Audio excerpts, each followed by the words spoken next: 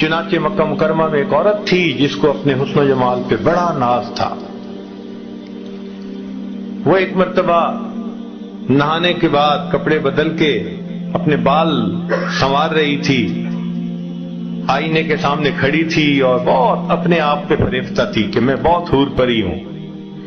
خاوند نے دیکھا تو اس عورت نے بڑے ناز نخرے سے بات کی کہ کوئی ہے مرد ایسا جو مجھے دیکھے اور میری تمنا نہ کرے. تو خاوند نے کہہ دیا ہاں، عبید بن عمیر.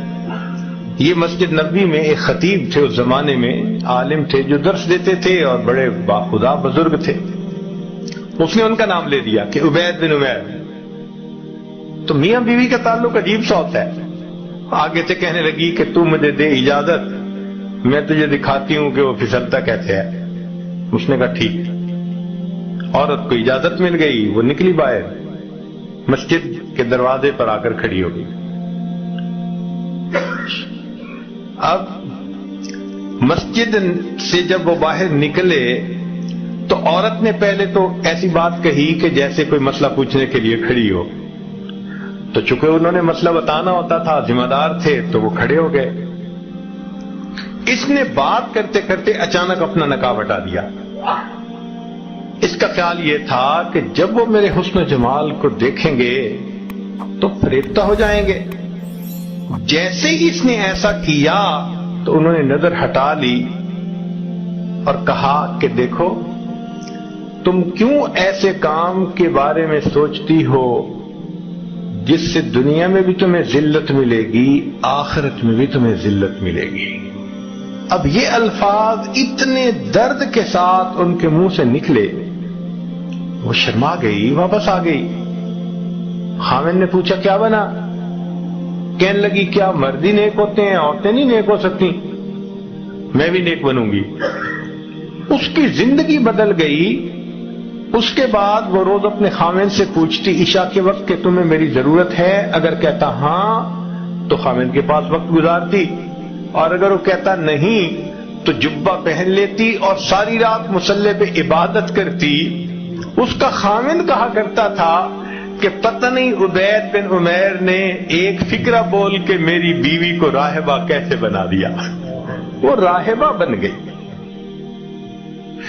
شکار کرنے کو آئے، شکار ہو کے چلے. تو یہ کیفیتیں ان کی اس لیے تھیں کہ پروردگار عالم نے ان کے دلوں میں ایک اثر ڈالا ہوا تھا. ایمان کامل ان کے دلوں میں تھا. اور یہ نہیں کہ یہ صرف بڑے لوگوں کا تھا، بچوں کا بھی یہی حال تھا. چنانچہ ایک باپ اپنے بیٹے کے ساتھ جا رہا تھا. اس نے راستے میں آم کے درخت پودے دیکھے، چھوٹے چھوٹے ہوتے ہیں اور گچھے لگے ہوتے ہیں، پکے ہوئے تھے اور لگ رہے تھے کہ بہت مزے کے ہوں گے. تو والد نے اپنے بیٹے کو کہا بیٹے تم یہیں ذرا رک جاؤ راستے پہ، اور میں باغ میں جاتا ہوں اور ایک اچھا پکا ہوا خوشہ توڑ کے لاتا ہوں، اور اگر کوئی آئے ادھر ادھر سے تو ذرا آواز دے دینا، میں آ جاؤں گا. وہ جی چلا. جیسے خوشے کے قریب پہنچا تو بچے نے پیچھے سے آواز لگا دی یا ابی احد یرانا. اے ابا جان کوئی ہمیں دیکھ رہا ہے. تو وہ گھبرا گیا اور ویسے ہی واپس آ گیا. آ کے دیکھا تو گلی میں تو کوئی بھی نہیں تھا. اس نے کہا گلی میں تو کوئی نہیں. اس نے کہا انسانوں میں سے ہمیں کوئی نہیں دیکھ رہا، انسانوں کا پروردگار ہمیں دیکھ رہا ہے. چھوٹا بچہ 10 سال کی عمر ہے تقریباً، اس کا بھی یقین ایسا بن گیا تھا. اور یہ یقین خود بخود نہیں بنتا تھا، ماں باپ بناتے تھے. چنانچہ داؤد طائی رحمت اللہ علیہ ایک بزرگ گزرے ہیں، بڑے محدث بھی تھے اور فقیہ بھی تھے اور مشائخ میں سے تھے، مشائخ صوفیاء میں سے تھے.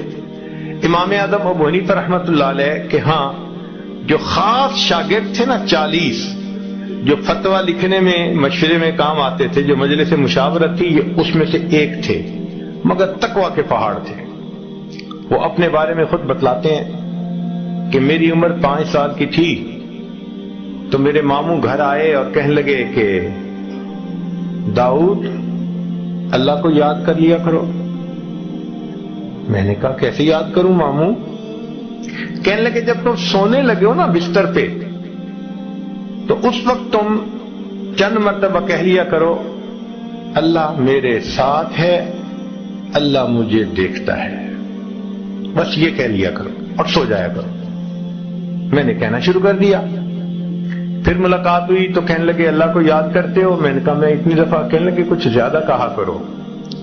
تو کہنے لگے میں پھر سونے سے پہلے اللہ مجھے دیکھتا ہے، اللہ میرے ساتھ ہے۔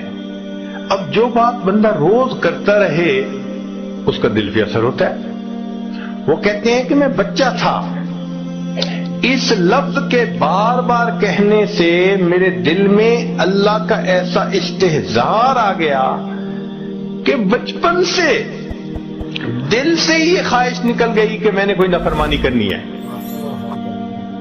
اللہ اکبر، بچپن سے ان کا یقین بنایا کرتے تھے۔